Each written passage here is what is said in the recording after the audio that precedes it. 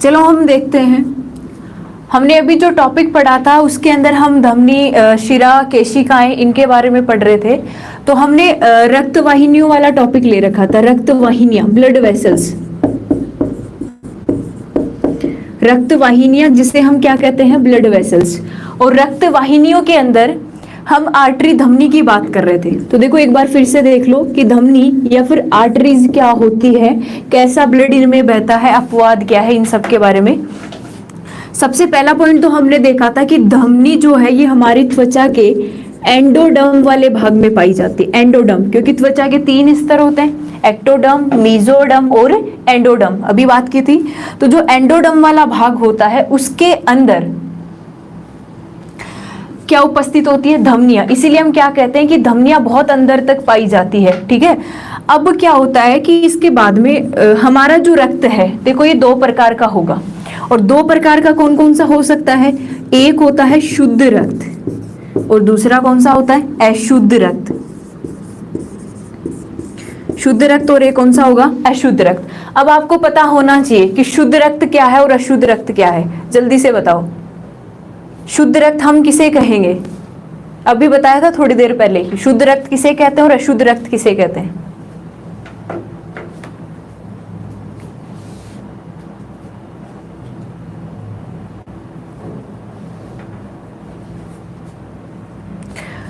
तो देखो शुद्ध रक्त किसे कहते हैं, शुद्ध रक्त के अंदर ऐसा रक्त जिसमें किसकी उपस्थिति देखी जाती है, O2 की, ऑक्सीजन की। ऐसा रक्त जिसमें O2 ऑक्सीजन की उपस्थिति देखी जाती है उसे हम क्या कहते हैं, शुद्ध रक्त।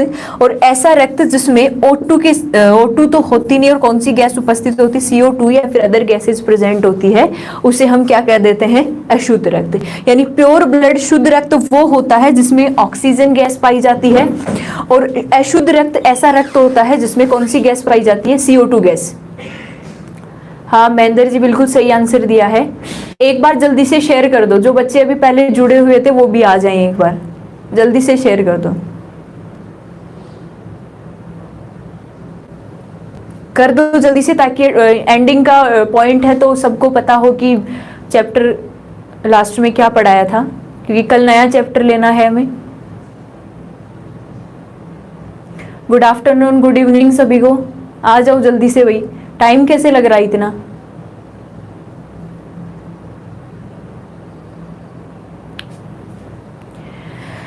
तो हम क्या देख रहे हैं कि जो शुद्ध रक्त है, जो प्योर ब्लड है, उसमें किसकी उपस्थिति देखी जाती है, ऑक्सीजन की उपस्थिति। और जो अशुद्ध ब्लड है उसमें किसकी उपस्थिति देखी जाती है, CO2 यानी कि कार्बन डाइऑक्साइड गैस की। तो इनमें से कौन सा रक्त ऐसा है जो धमनियों में बहता है, धमनियां किस रक्त को कैरी कर सकती है, ठीक है। तो धमनियां किस रक्त को कैरी कर सकती है, शुद्ध रक्त को।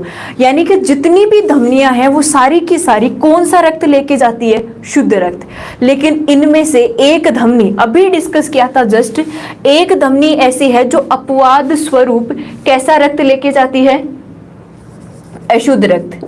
अपवाद स्वरूप ऐसी धमनी जो अपवाद स्वरूप कौन सा रक्त लेके जाती है, अशुद्ध रक्त। जल्दी बताओ, अपवाद स्वरूप ऐसी धमनी जो धमनी होते हुए भी अशुद्ध रक्त लेके जाती है। क्योंकि अभी चैप्टर बस खत्म होने वाला है, फिर मैं सवाल करना शुरू करूंगी, इसलिए तैयार रहो भाई। थोड़ी सी जनसंख्या बढ़ाओ। अशुद्ध रक्त, राजेश शर्मा जी बिल्कुल सही आंसर। अच्छा, पल्मोनरी वेन, वेन की बात नहीं कर रहे जी, अपन धमनी की बात कर रहे हैं, आर्टरी की बात कर रहे हैं। फुफ्फुस धमनी, सुनील वर्मा जी बिल्कुल सही आंसर है। हाँ गोमा चौधरी जी सही है। देखो क्या है कि एक ऐसी धमनी है जो अशुद्ध रक्त लेके जाती है, और उस धमनी का नाम क्या है, पल्मोनरी धमनी, पल्मोनरी धमनी। और इसी को अभी हमने क्या कहा था, फुफ्फुसीय धमनी, फुफ्फुसीय। यानी कि पल्मोनरी धमनी को हम हिंदी में क्या कह सकते हैं, फुफ्फुसीय धमनी कह सकते हैं, ठीक है। क्लियर है इतना।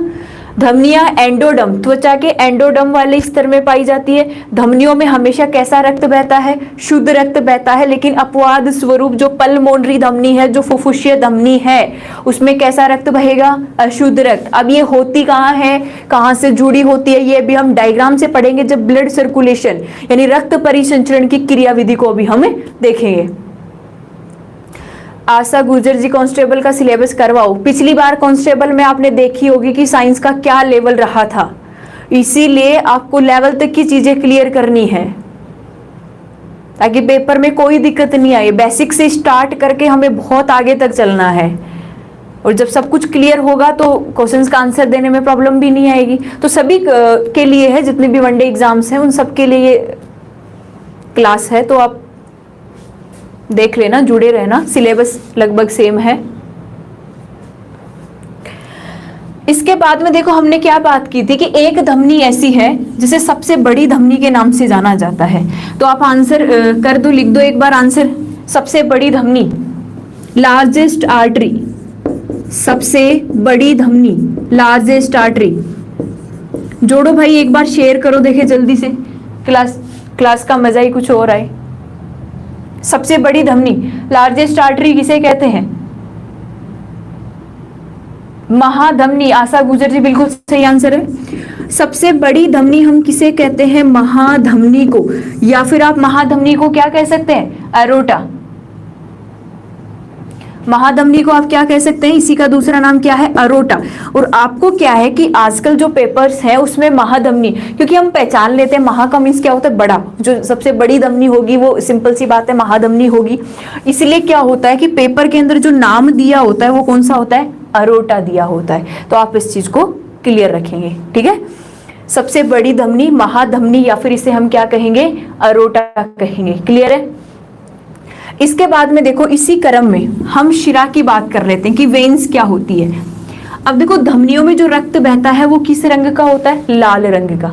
धमनियों में जो रक्त बह रहा है उसका रंग क्या होता है? लाल। अब इसकी बात हम पहली ही क्लास में कर चुके थे, जब फर्स्ट क्लास हमने पढ़ी थी। जिन लोगों ने भी पिछली क्लासें नहीं देखी है तो वो एक बार देख लेना ताकि पूरा समझ में आ जाए। नोटिफिकेशन नहीं आता, चलो देख लेंगे, कोई प्रॉब्लम होगी तो एक बार आप तो शेयर कर दो ताकि जिनके पास नहीं पहुंचा उनके पास पहुंच जाए। देखो धमनियों में जो रक्त है वो किस रंग का होता है? लाल रंग। पहले मैं यहाँ पे देखो ये चीज क्लियर कर ही देती हूँ, फिर से रिवाइज कर लेती हूँ, ठीक है? कि जो लाल रक्त है इसका लाल रंग किसके कारण होता है? तो हमने पीछे बात की थी कि सिंपल हम इतना ही पढ़ते हैं कि किसके कारण होता है? हीमोग्लोबिन के कारण। हीमोग्लोबिन, रक्त का लाल रंग आरबीसी, या फिर आप क्या कह सकते हैं? हीमोग्लोबिन। क्योंकि हीमोग्लोबिन किसके अंदर पाया जाता है? आरबीसी के अंदर। हम बात कर चुके हैं हीमोग्लोबिन किसके अंदर पाया जाता है? आरबीसी के अंदर। और इसके कारण जो रक्त का रंग है वो कैसा दिखाई देता है? लाल। और रक्त कब बनता है लाल?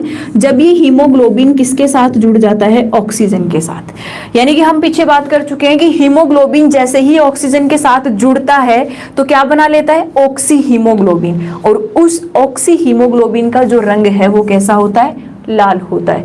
तो हमें पता है कि धमनियों में जो रक्त बह रहा है वो कैसा बह रहा है?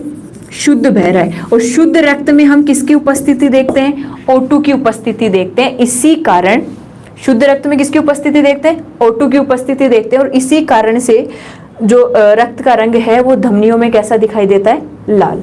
क्लियर है इतना? आगे देखो।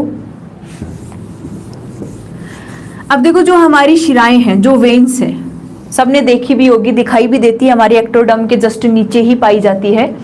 हाँ, गुड इवनिंग सभी को। तो देखो शिरा, वेन्स क्या होती है? शिराएं, या फिर हम किसकी बात कर रहे हैं यहाँ पे? वेन्स की बात कर रहे हैं।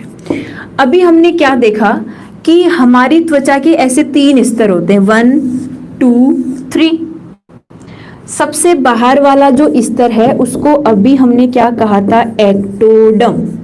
एक्टो का मीन्स बाहर, डर्म का मीन्स स्किन। सबसे बाहर वाली जो स्किन है उसे हम क्या कहते हैं? एक्टोडर्म। ये जो बीच में होती है इसको हम क्या कह देते हैं? मीजोडर्म, जो बीच में होती है, ठीक है, मध्यस्थ त्वचा। अब जो सबसे अंदर होती है इसको क्या कहा जाता है? एंडोडर्म। एंडोडर्म। अभी जब हम धमनी पढ़ रहे थे तो हमने क्या बात की थी कि धमनियां एंडोडर्म में पाई जाती है, इसलिए बहुत गहराई में पाई जाती है। लेकिन यदि हम बात करें शिराओं की तो जो हमारी शिराएं हैं वो यहीं पाई जाती है, एक्टोडर्म के जस्ट नीचे। आप देख भी सकते हो कि हमारी जो स्किन है, स्किन के जस्ट नीचे ऐसे ब्लू ग्रीन सी कुछ वेव से दिखाई देती है, जिसको अपन वेन्स या फिर शिराएं कहते हैं, ठीक है। तो इसको अगर उपस्थिति देखें शिराओं की, तो ये कहाँ पाई जाती है? एंडोडर्म और मीजोडर्म के जस्ट बीच में, यानी ऊपर वाली त्वचा और मध्य वाली त्वचा, उन दोनों के बीच में हम किसकी उपस्थिति देख लेते हैं? शिराओं या फिर वेन्स की उपस्थिति को देख लेते हैं। क्लियर है इतना? इसके बाद में देखो कि इन शिराओं के अंदर कैसा रक्त बहता है। शिराओं में बहने वाला रक्त कैसा होगा? शुद्ध होगा या फिर अशुद्ध होगा? शिराओं में बहने वाला रक्त कैसा होगा? शुद्ध होगा या फिर अशुद्ध होगा? एक बार जोड़ो भाई जल्दी, स्टूडेंट्स तो जोड़ो। देखें,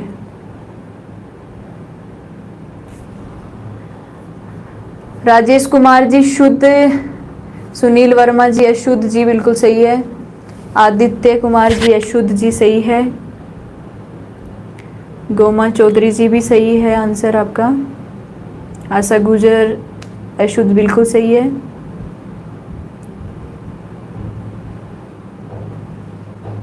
चलो ठीक है।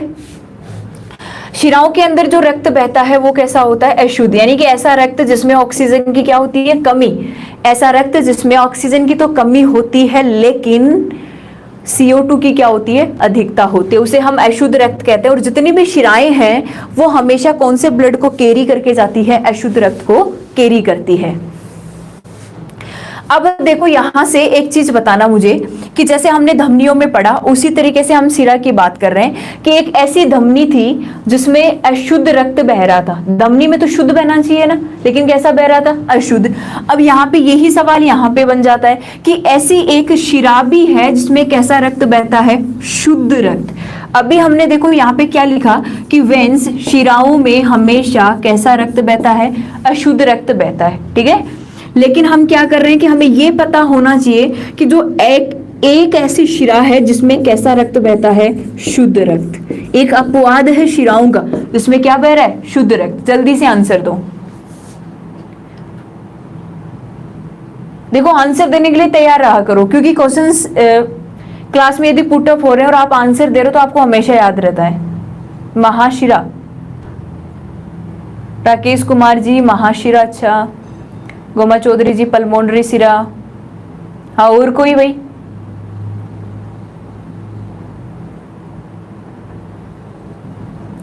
सुरेश यादव जी महाशिरा, हाँ जी बिल्कुल। ये देख देख के आंसर तो नहीं देते आप कभी? एक ने आंसर दे दिया, कमेंट्स में देख के फिर आंसर दे दो, ऐसे तो मत करना भाई, चीटिंग बिल्कुल नहीं करनी है।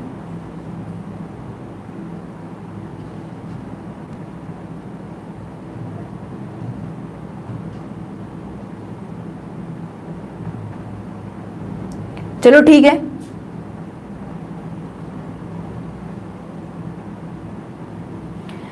देखो शुद्ध रक्त कौन सी शिराओं में बहता है?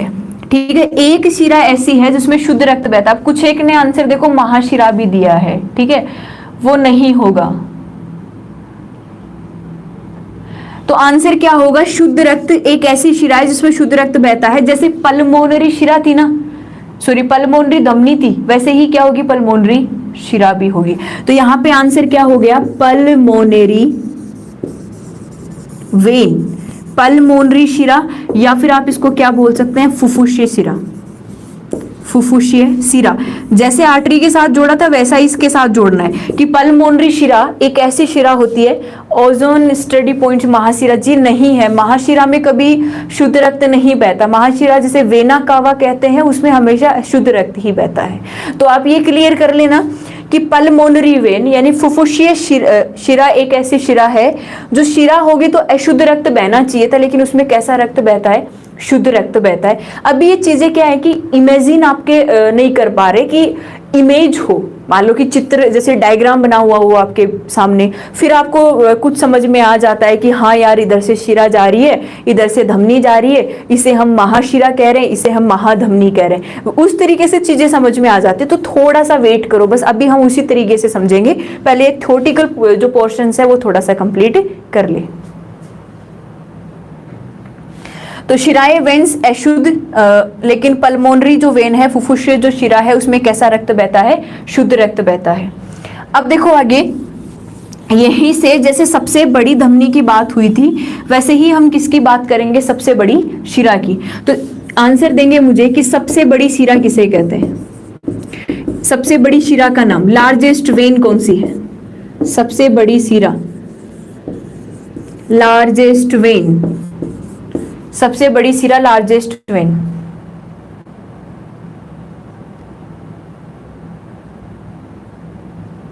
सबसे बड़ी शिरा, लार्जेस्ट वेन कौन सी है? तो चलो आंसर, महाशिरा। राजेश कुमार, राकेश कुमार जी, हाँ जी भाई, जितेंद्र कुमार, महाशिरा।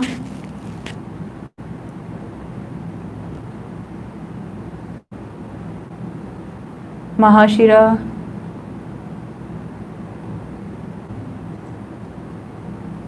चलो बिल्कुल सही आंसर है। सबसे बड़ी शिरा कौन सी होती है? महाशिरा, नाम से ही पता चल रहा है। जैसे महाधमनी थी वैसे ही क्या होता है? महाशिरा। और इसका जो टेक्निकल नाम है वो क्या होता है? Vena cava. Vena cava technical नाम कौन सा होता है? Vena cava. याद रखना इस चीज को। सबसे बड़ी धमनी पूछेगा तो महाधमनी या फिर उसे हम क्या कह देंगे? अरोटा कह देंगे। और सबसे बड़ी शिरा पूछेगा तो उसे हम महाशिरा या फिर क्या कह देंगे? वेना कावा कह देंगे। क्लियर है इतना? क्लियर है इतना? चले आगे। अब देखो हमने धमनी और शिराओं को तो पढ़ लिया कि धमनी क्या होती है, शिरा क्या होती है। अब देखो हम आगे की बात करते हैं। और यहां पे देखो हमने तीसरी जो रक्तवाहिनी ब्लड वेसल्स देखी थी वो कौन सी थी? थर्ड नंबर पे वो थी हमारी कैपिलरीज, जिसे हम क्या कहते हैं? केशिकाएं। कैपिलरीज या फिर क्या कहा जाता है? केशिकाओं के नाम से जाना जाता है। अब देखो सबसे पहले तो हमें ये पता होना चाहिए कि केशिकाएं होती क्या है। बहुत अंदर तक पाई जाती है केशिकाएं, इनको हर जगह देखा नहीं जा सकता। अब केशिकाएं करती क्या है? जैसे लंग्स में पाई जाती है, हमारे लंग्स में बहुत अंदर तक पाई जाती है केशिकाएं। करती क्या है केशिकाएं और बनती कैसे है ये केशिकाएं? जैसे धमनी है, शिरा है, उसी तरीके से केशिकाओं की उपस्थिति होती है। शिरा का इंटरनल पार्ट किसका बना होता है? जी बताएंगे। आगे देखो। अब देखो केशिकाएं क्या होती है कि बहुत महीन कुछ वेसल्स होती है, बहुत पतली पतली वेसल्स होती है जो केशिकाओं के रूप में पाई जाती है। ठीक है। अब देखो इसमें होता क्या है कि केशिकाएं करती क्या है कि जो धमनी है उसको किससे जोड़ती है? शिरा को। या फिर आप बोल सकते हैं कि शिरा को किससे जोड़ती है? धमनी को। यानी धमनी और शिरा को आपस में जोड़ने का काम कौन कर रही है? केशिकाएं कर रही है। ठीक है। अब यदि ये धमनी और शिरा को आपस में जोड़ती है तो आपको ये पता होना चाहिए यहाँ पे कि इन केशिकाओं के अंदर कैसा रक्त बहेगा, शुद्ध बहेगा, अशुद्ध बहेगा या फिर मिश्रित रक्त बहेगा। कैसा रक्त है जो केशिकाओं में बहेगा? सबसे पहले तो हमने ये देख ही लिया कि केशिकाएं क्या करती है? धमनी और शिरा को आपस में जोड़ने का काम करती है। आंसर दो भाई। धमनी और शिरा को जोड़ने का काम करती है केशिकाएं। तो रक्त कैसा बहेगा? विष्णु प्रजापति जी, अशुद्ध। अच्छा,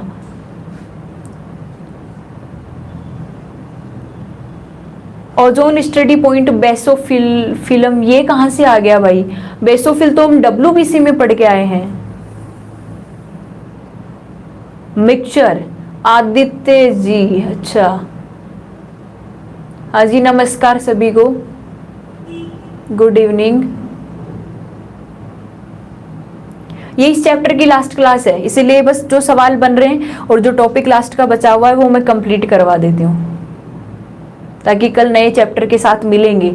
और उम्मीद करूंगी कि आप सब ये जो चैप्टर है कल जब क्लास में मेरे साथ आओगे तो कंप्लीट पढ़ के ही आओगे। सारे वीडियो देखने हैं और जितने भी ऑब्जेक्टिव सवाल हैं वो सारे करके आने। ये रिक्वेस्ट ही मान लो बस। अशुद्ध शुद्ध अशुद्ध अशुद्ध शुद्ध अशुद्ध शुद्ध। ये बेसोफिल ओजोन स्टडी पॉइंट, जी नहीं, बेसोफिल्म ये WBC में आती है, बेसोफिल्स यहां नहीं होगी। चलो आगे देख लो एक बार।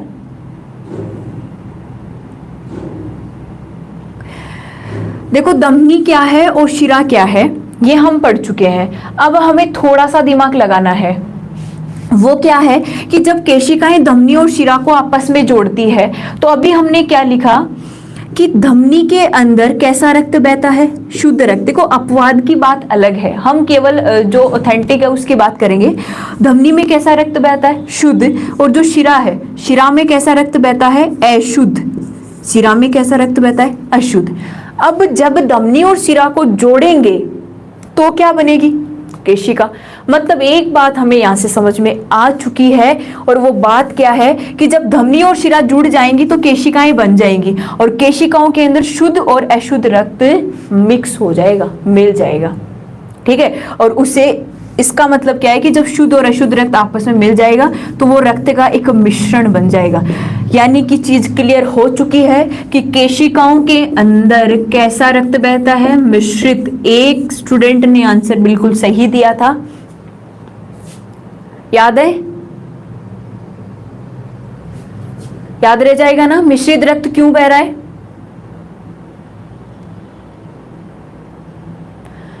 महाशिरा में किस प्रकार का ब्लड प्रवाहित होता है? महाशिरा में अशुद्ध रक्त होगा, वेना कावा जिसे हम कहते हैं।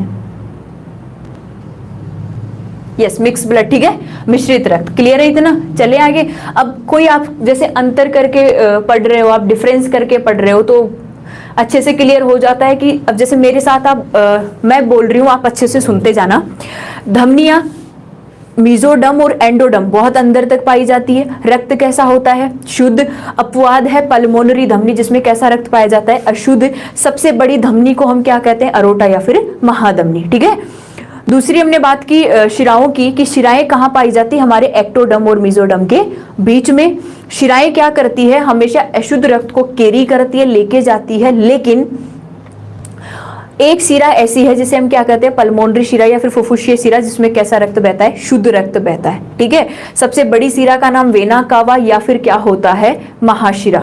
एक यूनिट में भाई 300 से 350 ml ब्लड होता है। ठीक है।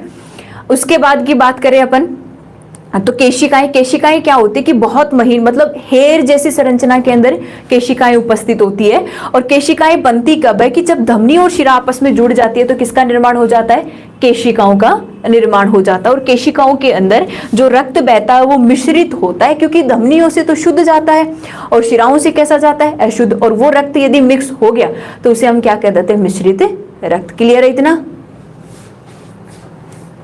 चलो आगे।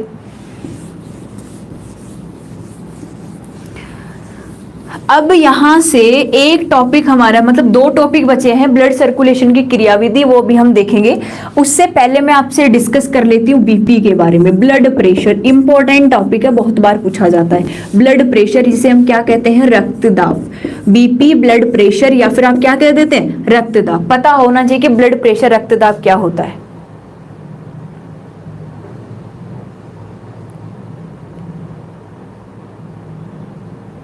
अशोक सैनी जी, मेल में कितनी यूनिट होती है? देखो, ब्लड मेल में होता है 4 से 5 लीटर। ठीक है। तो आप देख लो कि एक यूनिट में 300 से 350 ml ब्लड होता है। वो यूनिट में सबके लिए फिक्स है, चाहे आप फीमेल की बात करो चाहे आप मेल की बात करो। अच्छा, कुछ एक ने आंसर दे दिया है मुझे। जी जी जी बिल्कुल। जितेंद्र कुमार, शारन जी, हाँ जी बिल्कुल। आशीष जी बिल्कुल सही है।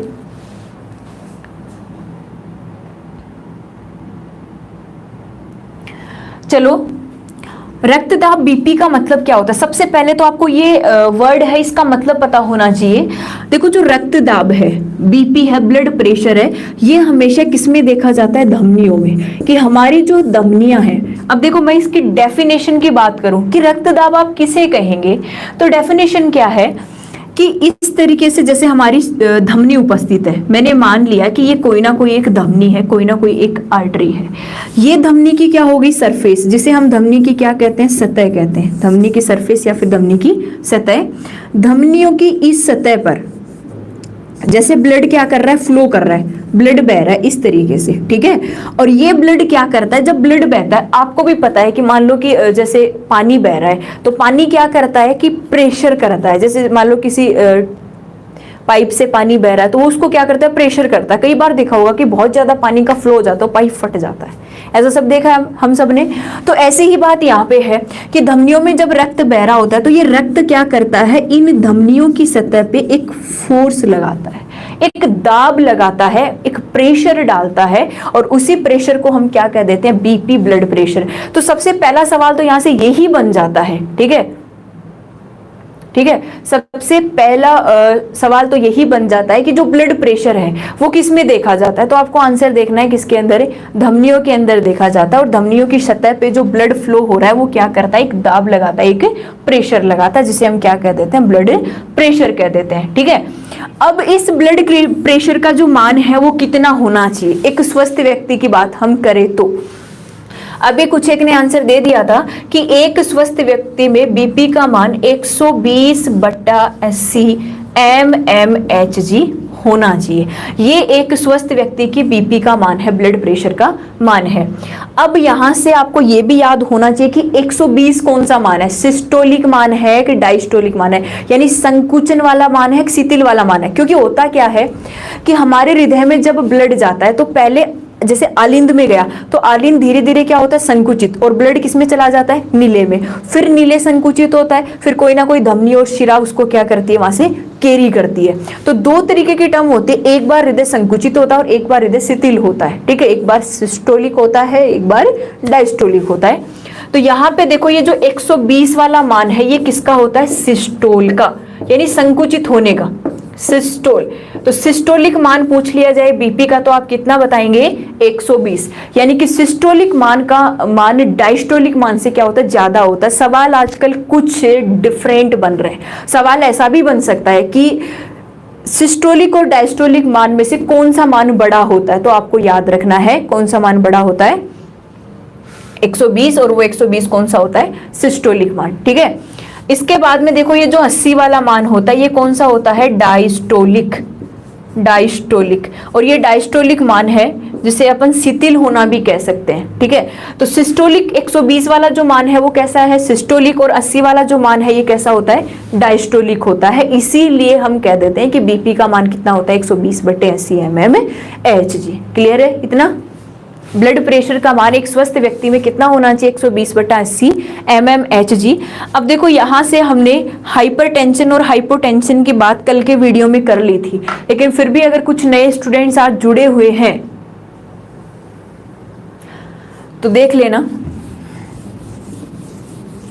इसके आगे।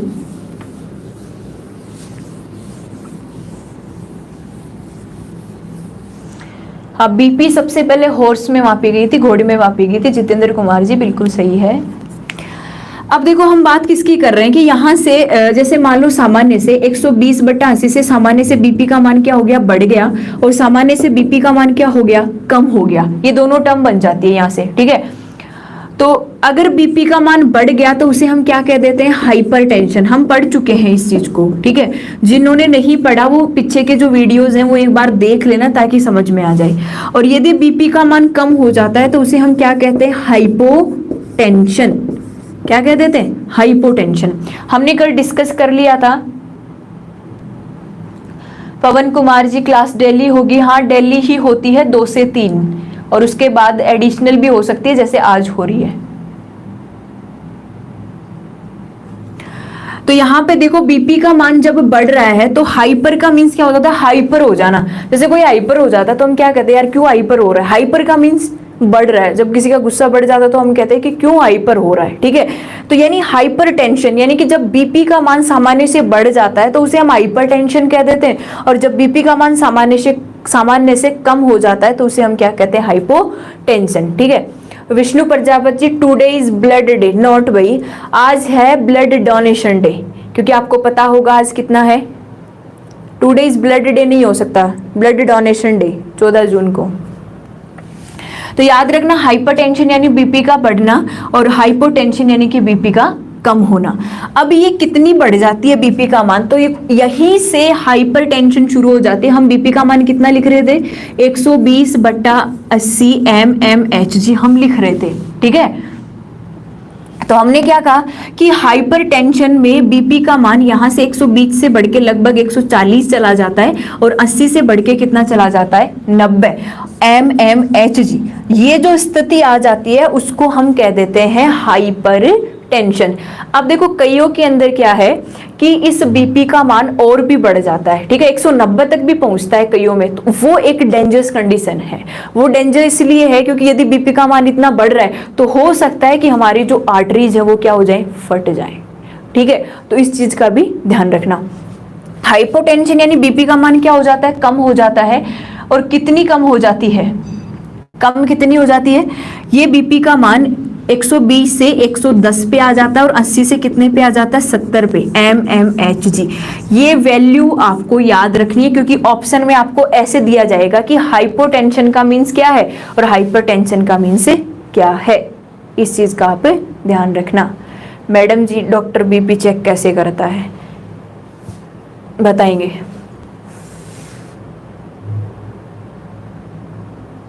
ठीक है, क्लियर है इतना? चलो आगे चलते हैं।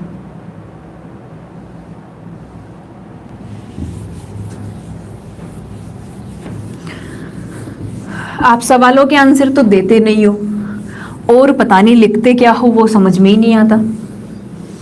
तो सबसे बेस्ट पॉइंट देखो, आप एक चीज को ध्यान रखो कि आपने जो टारगेट फिक्स कर रखा है, थोड़ी सी बात मैं आपको बता देती हूँ, हो सकता है आप कुछ डाइवर्ट हो।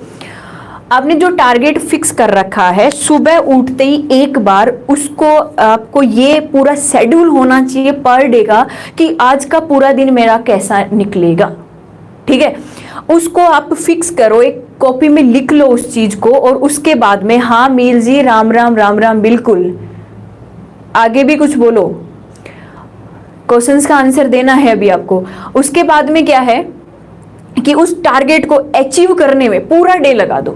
मतलब टाइमिंग को इतना मैनेज रखो कि जो आपको करना है आज, जो अचीव करना है वो आपका कंप्लीट अचीव हो जाए। माइंड में वो चलना चाहिए सुबह उठते पहले, क्योंकि आपको पता है कि हर एक जो सफल व्यक्ति है वो बार बार में क्या हुआ है, असफल हुआ है। यानी सक्सेस होना है तो सबसे पहले आपको जो अनसक्सेसफुल का वे है वो पता होना चाहिए कि मैं असफल कैसे हो सकता हूँ। और अगर ये बात समझ में आ गई कि मैं इस वजह से असफल हो सकता हूँ, तो 100% आप क्या हो सकते हो, सक्सेस, क्योंकि आपने उस वे को हटा दिया। ठीक है, क्लियर है इतना? तो इस तरीके से आप ध्यान दिया करो। यदि आप अभी मेरे साथ क्लास में हो, यदि आप अभी मेरे साथ क्लास में हो, तो आपको किस पे फोकस करना है, जो मैं बोर्ड पे लिख रही हूं और जो वर्ड मेरे से निकल रहा है, उस चीजों को इतना अच्छे से पकड़ लो कि कोई प्रॉब्लम नहीं है लाइफ में, एक बार सेट हो जाए फिर देखो।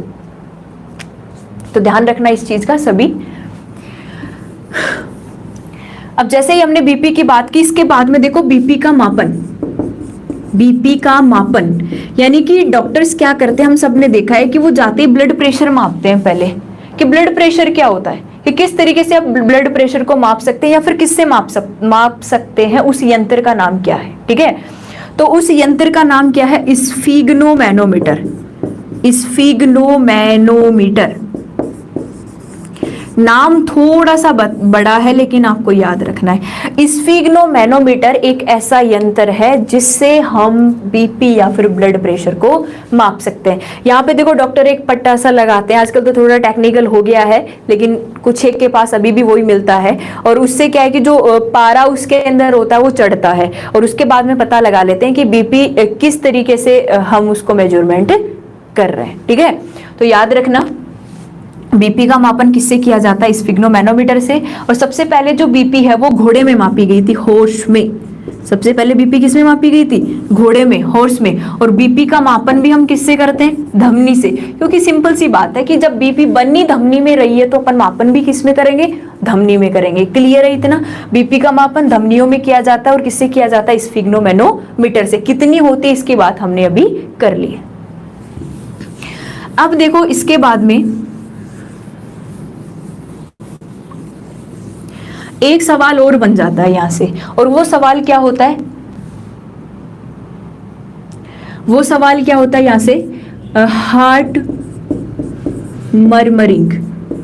सुना है तो आप मुझे जल्दी से आंसर देंगे कि ये क्या होता है, हार्ट मर्मरिंग क्या होता है। थोड़ा बड़ा लिखती हूं ताकि तुम्हें समझ में आ जाए, अच्छे से दिख जाए।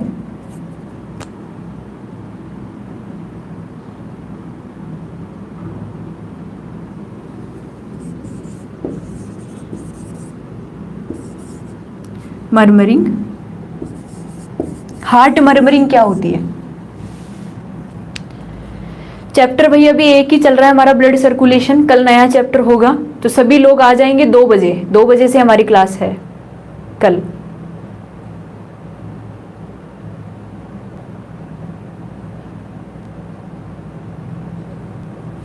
चलो भाई, हार्ट मर्मरिंग क्या, इसका एग्जाम्पल दो आप जल्दी से, आंसर दो, हार्ट मर्मरिंग क्या होती है।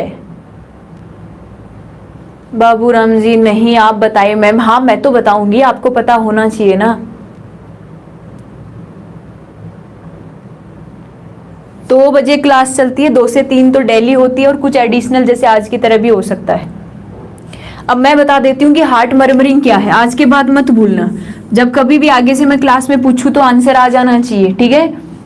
हार्ट मर्मरिंग क्या है, देखो हृदय की एक प्रकार की साउंड है, ये एक प्रकार की ध्वनि है। जैसे आपने लब डब की साउंड के बारे में सुना होगा ना, लब डब की कोई साउंड होती है, तो हार्ट मर्मरिंग एक हृदय की साउंड है, ध्वनि है। अब ये साउंड आती कब है, कब आती है ये साउंड, ठीक है। तो ये साउंड कब आती है कि हमारे जो वाल्व है, अभी हमने पढ़ा था पीछे संरचना के अंदर कि ट्राइकस्पिड वाल्व है, बाइकस्पिड वाल्व है या फिर मिट्रल वाल्व है, इनके बारे में भी देखा था। तो होता क्या है कि वो वाल्व क्या होते हैं कि जब ब्लड जैसे अलिंद भर गया तो ब्लड किस में जाएगा, नीले में, तो वाल्व क्या होंगे, खुलेंगे, फिर वाल्व क्या होंगे, बंद होंगे। तो जब वाल्व खुल रहे होते हैं, बंद हो रहे होते हैं, या फिर जब रक्त का प्रवाह धमनी और शिरा से जा रहा होता है, तो उस टाइम पे एक अलग सी साउंड आती है, जैसे मर मर मर मर की साउंड आती है। किस तरीके की, मर मर की साउंड आती है, तो उसे हम कह देते हैं मरमरिंग, मर मर मर मर ऐसी साउंड चलती है, तो उसे हम क्या कह देते हैं, मरमरिंग कह देते हैं। तो आप याद रखेंगे, आपसे पूछ लिया जाए कि हार्ट मरमरिंग क्या होती है, तो आप कहेंगे कि एक ऐसी ध्वनि है, साउंड है, जो वाल्व जब खुल रहे होते हैं, बंद हो रहे होते हैं, या फिर इसके अलावा जब धमनी और शिरा में रक्त बह रहा होता है, तो उस टाइम पे एक साउंड आती है अलग सी, मरमर की साउंड नहीं आती, मरमर की साउंड आती है, ठीक है, ध्यान रखना इस चीज का। तो उसे हम क्या कह देते हैं, हार्ट मरमरिंग कह देते हैं। अब देखो, यदि ये साउंड ज्यादा हो रही है, कि मान लो कि ये साउंड बहुत ज्यादा बढ़ गई, तो अगर ये साउंड बढ़ गई तो ये हमारे लिए डेंजर हो गई। अब क्यों, कारण क्या है, ये साउंड क्यों बढ़ जाती है कि हमारे जो वाल्व है ये खराब होने लग जाते हैं। जब वाल्व खराब होने लग जाते हैं तो ये मरमर की साउंड बहुत ज्यादा बढ़ जाती है, जो एक डेंजर कंडीशन है, जो हार्ट के लिए भी प्रॉब्लम करेगी, क्योंकि वाल्व यदि खराब हो गए तो रक्त कभी निलय में नहीं आ पाएगा, या फिर संकुचन और शीतलन है उसमें क्या आने लग जाएगी, प्रॉब्लम आने लग जाएगी। क्लियर है इतना। हार्ट मर्मरिंग एक साउंड है जो वाल्व के खुलने बंद होने से या फिर जो धमनी और शिरा है उसमें रक्त के प्रवाह होने से आती है, लेकिन इसकी मान जब बढ़ जाता है, ये मर्मरिंग की साउंड बढ़ जाती है, तो वो हमारे लिए डेंजर है। अब देखो उसके बाद में इसी साउंड से आपको कुछ याद आ गया होगा, लब डब का साउंड, लब डब की साउंड याद आई होगी, लब डब साउंड, लब डब ध्वनि, ये कब आती है, इससे भी सवाल बहुत बार आ चुका है। हृदय की एक ध्वनि है लब डब की ध्वनि, और ये किस कारण से आती है, उसका कारण पूछा जाता है। बताएंगे जल्दी, लब डब की साउंड कब आ रही होती है,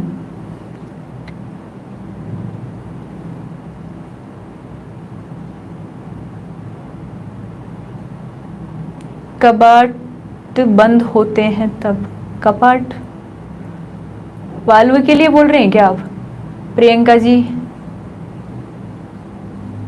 सांस लेने पर, श्याम मीना जी, कहाँ सांस लेने की बात आ गई, जब भी आप जितनी बार सांस लेते हो उतनी बार आप लब डब सुनते हो क्या, ये बात बताएंगे मुझे, ऐसा कैसे होगा। प्रदीप जाकर रुको रुको, बताएंगे, बिल्कुल बताएंगे, आपका आंसर मुझे, क्वेश्चन मुझे याद है। एम के मिल, रक्त रुकने पर, आज तक तो नहीं हुआ ऐसा कि रक्त रुक गया और उसके बाद भी साउंड आ रही है। यदि रक्त रुक गया तो वहां पे आदमी रुक जाएगा, साउंड कहां से आएगी।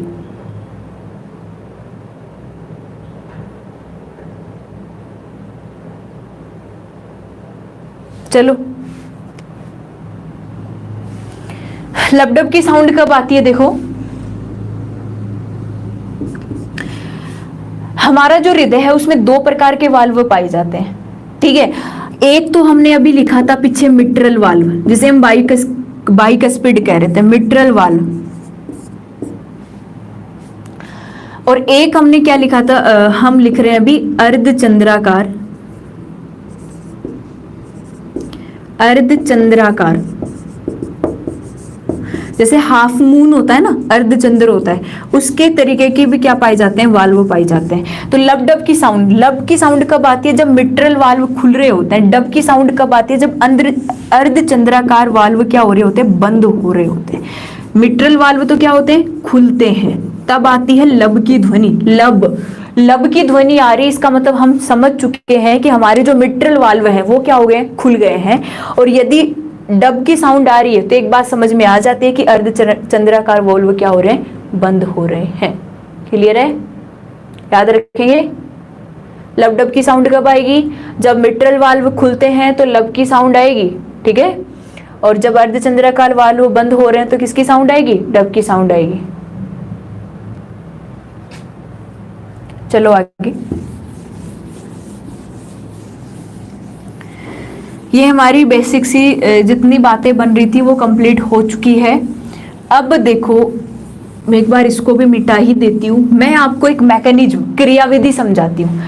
जो हमारा ब्लड है वो किस तरीके से हार्ट में पहुंच रहा है और हृदय कैसे उसको पंप कर रहा है, उसकी जो मैकेनिज्म है, जो क्रियाविधि है वो क्या है, ठीक है। तो डायग्राम से समझेंगे।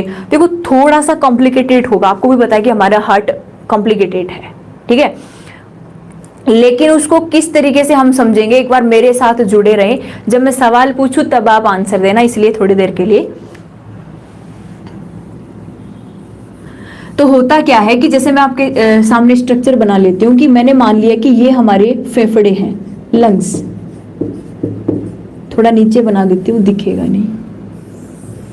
ये क्या है, हमारे फेफड़े, और फेफड़ों को अपन क्या कह सकते हैं, लंग्स, ठीक है। यहाँ पे मान लो कि हमारा उपस्थित है बॉडी ऑर्गन्स, यानी कि उत्तक मान लो, अंग मान लो, कुछ भी मान लो। मैंने उत्तक लिख दिया, इसमें मैंने क्या लिख दिया, यहाँ पे टिश्यू लिख दिए, ठीक है।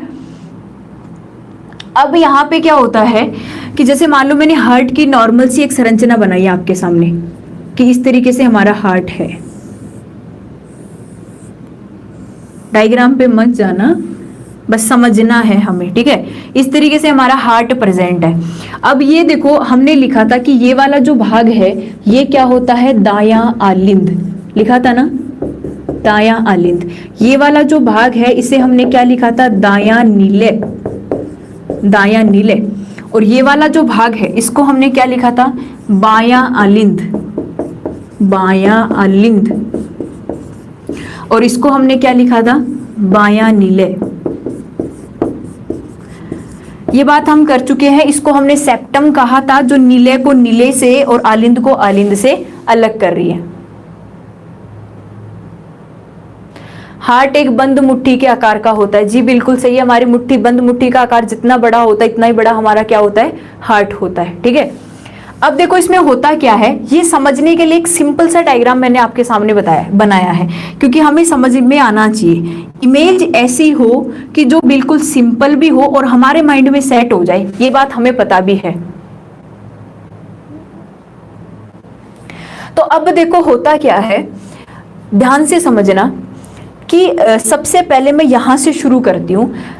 एक बात ध्यान रखना कि जो हृदय का बायां भाग है, हृदय के बाएं भाग में हमेशा कैसा रक्त बहता है, शुद्ध रक्त। सवाल बहुत बार बन चुका है कि शुद्ध रक्त हृदय के कौन से भाग में पाया जाता है, तो आपका आंसर क्या होगा, बाएं भाग में। शुद्ध रक्त हृदय के बाएं भाग में। उसके बाद में बात करें कि हृदय का जो दायां भाग है, दाएं भाग में हमेशा कैसा रक्त बहेगा भाई, अशुद्ध रक्त। हृदय के बाएं भाग में शुद्ध और हृदय के दाएं भाग में कैसा रक्त बहेगा, अशुद्ध रक्त बहेगा। अब देखो होता क्या है, एक बात तो आपको पता होगी कि जो ऑक्सीजन गैस है वो कहाँ पाई जाती है, फेफड़ों में, क्योंकि हम सांस ले रहे हैं। तो सांस ले रहे हैं तो जो ऑक्सीजन गैस है वो कहाँ तक जा रही है, लंग्स तक जा रही है, फेफड़ों तक जा रही है। यानी कि फेफड़ों के अंदर किसकी मात्रा ज्यादा होती है, ऑक्सीजन की। लेकिन हमारे उत्तक तक तो नहीं है, क्योंकि हमारे जितने भी अंग हैं, जितनी भी कोशिका हैं, जितने भी उत्तक हैं, वहां पर ऑक्सीजन पहुंचाना जरूरी है। इसीलिए तो ब्लड को पूरी बॉडी में फ्लो होना जरूरी है। भाई क्या जरूरत पड़ेगी कि पूरी बॉडी में रक्त का फ्लो होना जरूरी है, जरूरी यही तो है कि हर एक कोशिका तक ऑक्सीजन पहुंचनी चाहिए, जिससे वो कोशिका क्या हो, लिविंग रहे, जीवित रहे। ये बात आपको पता होनी चाहिए, ठीक है। हाँ जी, राम राम सभी को। अब देखो होता क्या है कि हमारे जो उत्तक हैं, इन उत्तकों में किस गैस की मात्रा ज्यादा होती है? CO2 की। पहले बता रही हूं, थोड़ा सा ध्यान से समझ लेना। ये चीज अगर समझ में आ गई तो कभी भी नहीं बोलोगे, गारंटी दे रही हूं, कभी नहीं भूलोगे, ठीक है। इसीलिए आप एक बार अच्छे से ध्यान से इसको देखते जाना कि मैं किस तरीके से डायग्राम को पूरा फिलअप कर रही हूं। CO2 गैस की मात्रा इसमें क्या होती है? ज्यादा होती है, इसीलिए हम इसको क्या कह देते हैं? अशुद्ध रक्त, इम्प्योर ब्लड, अशुद्ध रक्त कह देते हैं। अब देखो, ये जो अशुद्ध रक्त है वो हृदय के कौन से भाग में जाएगा? बाएं भाग में। आपको ये पता होगा कि रक्त हमारे हृदय में कितनी बार जाता है? 2 बार। कितनी बार? 2 बार। पहली बार में जो रक्त हृदय में जा रहा है वो दाएं भाग में जाता है, और रक्त कैसा होता है? अशुद्ध। और ये जो रक्त है फिर किस में जाता है? फेफड़ों में। उसमें क्या मिलाई जाती है? ऑक्सीजन। फिर ये वाला भाग कैसा है? बायां। और बाएं में कैसा रक्त बन के आता है? शुद्ध रक्त। यानी हमारा जो परिसंचरण तंत्र है वो कैसा है? दोहरा परिसंचरण तंत्र, जिसमें एक टाइम में हार्ट में ब्लड कितनी बार गुजरता है? 2 बार गुजरता है, ठीक है। अब होता क्या है कि यहाँ पे देखो एक शिरा होती है, वो शिरा यहाँ से रक्त को, मैं इसको मिटा रही हूं एक बार ताकि समझ में आ जाए। उत्तकों में जो रक्त है, इस रक्त को यहाँ से ये शिरा कहाँ लेके जाती है? आलिंद में लेके जाती है। ये एक सिरा है, पाइपलाइन की तरह आपको लग रही होगी, थोड़ा सा छोटा कर लेते हैं इसको। ये एक शिरा है, जैसे मान लो इसके अंदर ये क्या बह रहा है? रक्त बह रहा है, इस तरीके से ब्लड का फ्लो हो रहा है। अब ये दायां भाग है और ये कौन सा भाग है? बायां भाग है, ठीक है।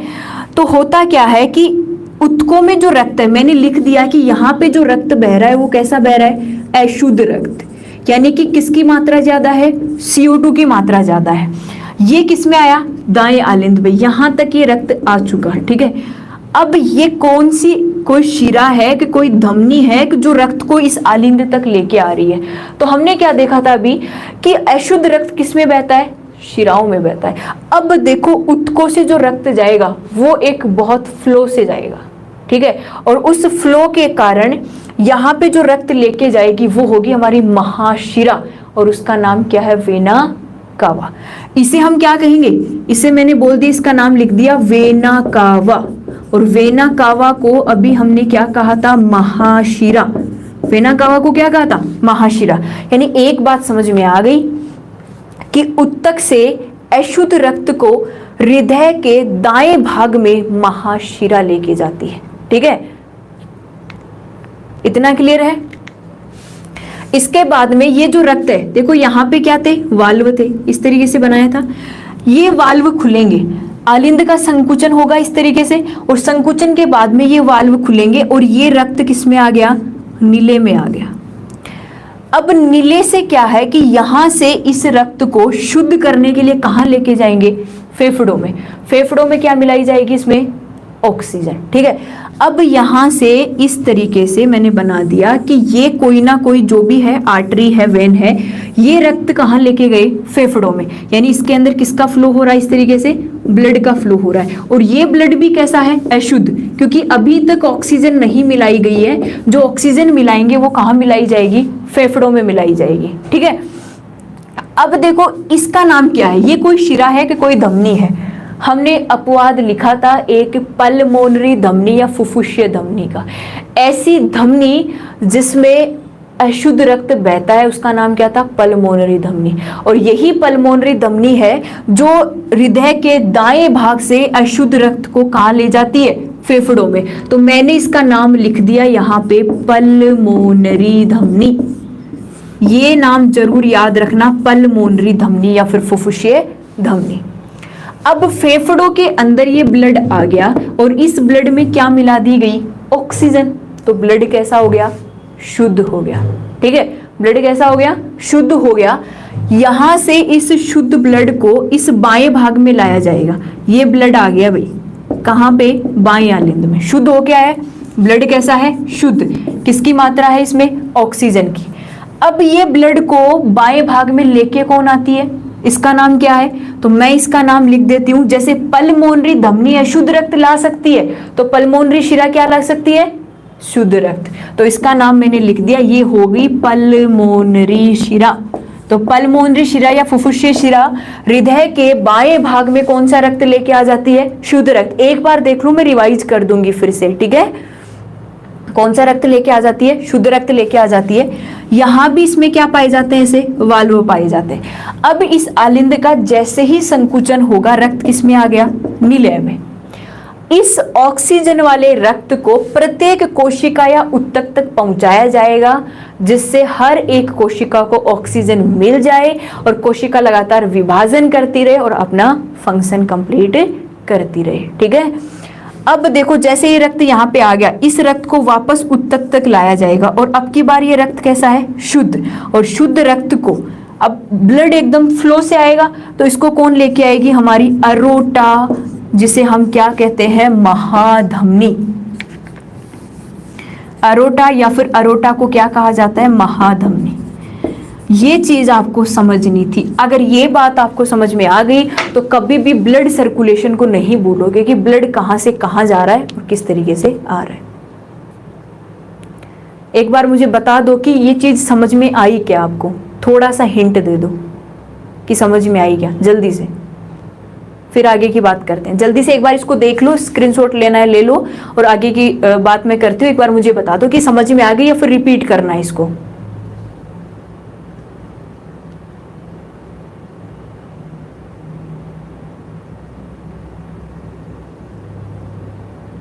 फिर हमारा टाइम भी होने वाला है। रिवाइज कर दो मैम। कृष्ण जी, अच्छा जी मैम आ गया।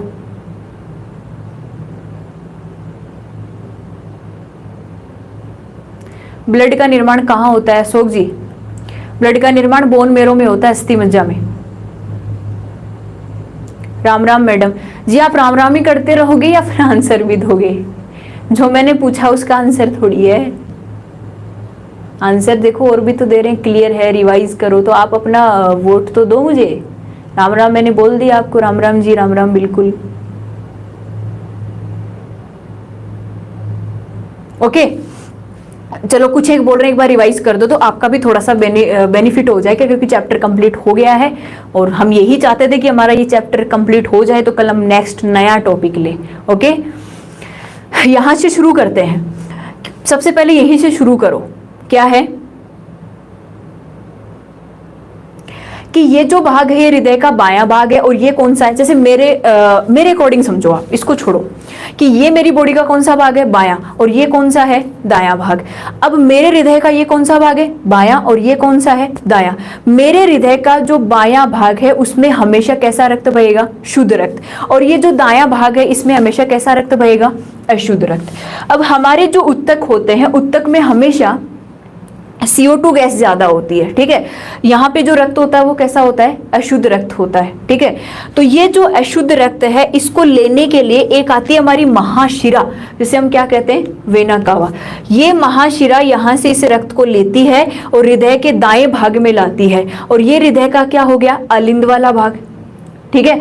और आलिंद वाले भाग का जैसे ही संकुचन होता है, रक्त किस में आ जाता है? नीले में। और इस नीले से इस रक्त को, जो अशुद्ध रक्त है, कहां ले जाया जाता है? फेफड़ों में। क्यों ले जाया जाता है? क्यों ले जाया जाता है? इसलिए ले जाया जाता है क्योंकि उसमें कौन सी गैस मिलाई जाती है? Oxygen gas. और जैसे ही ऑक्सीजन गैस मिल गई तो रक्त कैसा हो जाता है? शुद्ध हो जाता है, ठीक है। अब क्या होगा कि यहां से इस रक्त को लेने के लिए एक शिरा होती है जिसका नाम क्या होता है? पल्मोनरी शिरा। क्योंकि हमें पता है कि पल्मोनरी शिरा एकमात्र ऐसे शिरा है जिसमें कैसा रक्त बहता है? शुद्ध रक्त। ये शुद्ध रक्त आता है बाएं आलिंद में। बाएं आलिंद का संकुचन होता है और संकुचन होते ही किस में आ जाता है? बाएं नीले में आ जाता है। और बाएं नीले का जैसे संकुचन होता है, यहां से एक हम अपनी महाधमनी होती है जिसे हम क्या कहते हैं? अरोटा। अरोटा क्या ले लेती है? रक्त ले लेती है और इस रक्त को वापस कहां तक पहुंचाती है? ऊतक और कोशिकाओं तक। ये हमारा क्या था? Blood circulation. समझ में आया होगा आपको बहुत अच्छे से। और उम्मीद करती हूँ कि पीछे वाले जितने भी वीडियोस हैं, part first, part second, part third, part fourth, part 5, जब आप इन सभी पार्ट्स को पढ़ेंगे तो ये चैप्टर आपका इतना क्लियर होगा कि आप कभी भी नहीं अटकोगे इस चैप्टर में। अब हम कल बात हमारे नए चैप्टर की करेंगे, लेकिन अब देखो मैं आपका एक टेस्ट ले लेती हूँ जल्दी से, 5 मिनट का मैं आपका एक टेस्ट लेती हूँ। मुझे पता चल जाएगा कि किस किस स्टूडेंट ने पूरे वीडियोस देखे हैं और पूरी चीज़ों को समझा। वीडियो देख के आप नोट्स भी बनाते जाना, क्योंकि लिखी हुई चीज़ आप कभी नहीं भूल सकते। एक तो जो इमेज होती है, जो चलचित्र हमारे सामने चल रहे होते हैं, और एक जो हम लिख लिख के जो चीज़ याद करते वो हम कभी नहीं भूलते। क्लास हमेशा 2 से 3 होती है। आप आ जाया करो, 2 बजे नोटिफिकेशन आपके पास आ जाएगा, और चैनल को आप एक बार सब्सक्राइब कर दो ताकि नोटिफिकेशन आ जाए आपके पास। कल हम कोई ना कोई सिस्टम की बात करेंगे, ठीक है? तो मैं कुछ सवाल करती हूँ आपसे फटाफट, जब तक टाइम हो तब तक हम कुछ हमारा खुद का ही टेस्ट ले लेते हैं एक बार। लाइव टेस्ट होना भी तो जरूरी है, पता तो चले कौन कौन पढ़ाई में ध्यान दे रहा है।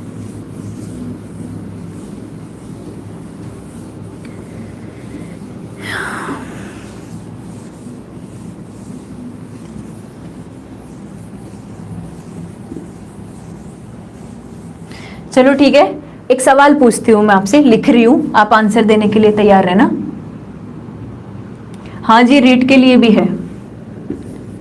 एक सवाल लिख रही हूँ यहाँ पे, बताएंगे मुझे निम्न में से कौन अलग है? निम्न में से कौन अलग है? यानी कि मैं आपको 4 ऑप्शन दूंगी और उनमें से डिफरेंट कौन सा है, उनमें से डिफरेंट कौन सा है। पहला ऑप्शन, दूसरा ऑप्शन हिपेरिन, तीसरा ऑप्शन थ्रोम्बिन, चौथा ऑप्शन फाइब्रिनोजेन। फाइब्रिनोजेन, सब नाम सुने हैं, पीछे हमने डिस्कस भी किया है सबके बारे में। ए बी सी डी में आप आंसर दे सकते हैं कि कौन सा अलग है। किशोर कुमार जी ए, अच्छा, रिंकू मेहरा ए,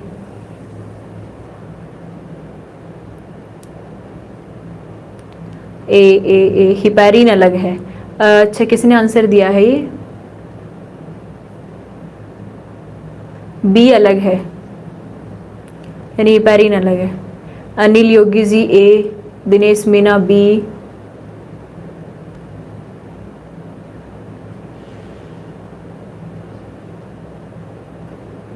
किसी टॉपिक में प्रॉब्लम आए तो आप कमेंट्स में लिख देना, मैं देख के करवा दूंगी, कोई दिक्कत नहीं है। पढ़ाई का मतलब पढ़ाई होता है।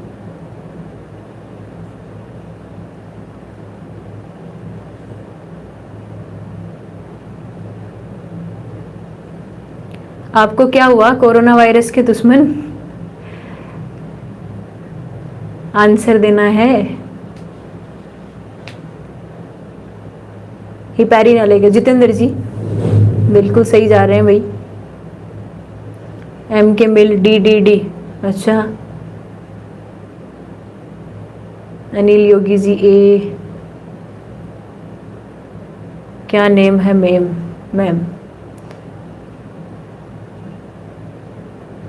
इंट्रोडक्शन में दे दूंगी आपको, कोई दिक्कत नहीं है, पहले मुझे आप आंसर दे दो।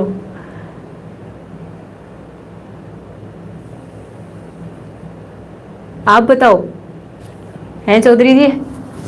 मैं बताऊं? मैं तो बताऊंगी, जल्दी से बताओ, पूरा चैप्टर करवाया है मैंने तो आपको।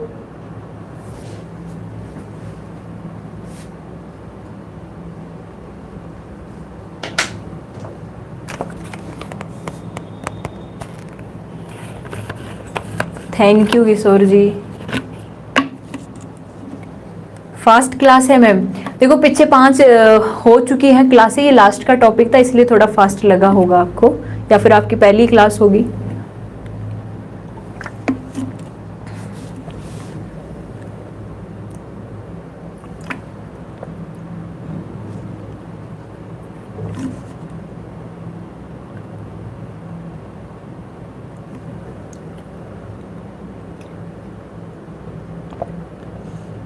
जितेंद्र कुमार जी, आप बिल्कुल सही आंसर दे रहे हैं, बस ऐसे ही पढ़ते रहो, कोई दिक्कत नहीं आएगी। आपका जो टारगेट आपने फिक्स कर रखा है आपको मिले, मैं उम्मीद करती हूँ ये।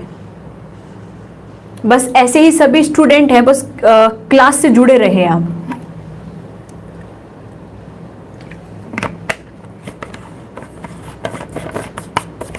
क्लास 2 बजे शुरू होती है, 2 से 3 बहुत बार बता चुकी हूं मैं आपको, ध्यान क्यों नहीं जाता?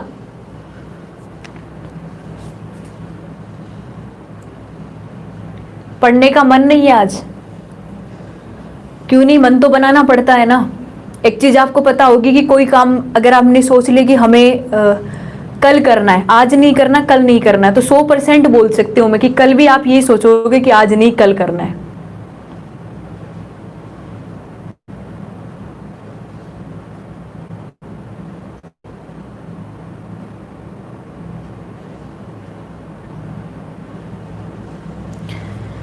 चलो भाई, मैं आंसर बता दूं। जिस जिसका सही आंसर है, बेस्ट ऑफ लक, आपको हर वो चीज मिले जो आप चाहते हो, ठीक है। यहां का जो आंसर आएगा वो हिपैरिन आएगा, और वो आंसर बता भी दिया था आपको। रीजन क्या है कि हिपैरिन क्यों आ रहा है? क्योंकि ये जो तीनों कारक आपको दिख रहे हैं, ये तीनों के तीनों ही रक्त का क्या बनाते हैं? थक्का बनाते हैं, रक्त का थक्का बनाते हैं। लेकिन हिपैरिन क्या करती है? रक्त का थक्का बनने से रोकती है, रक्त का थक्का बनने से रोकती है। ये चीज आपको याद रखनी है, इसीलिए हिपैरिन यहाँ पे अलग है। सवाल का आंसर आप क्या देंगे? हिपैरिन देंगे।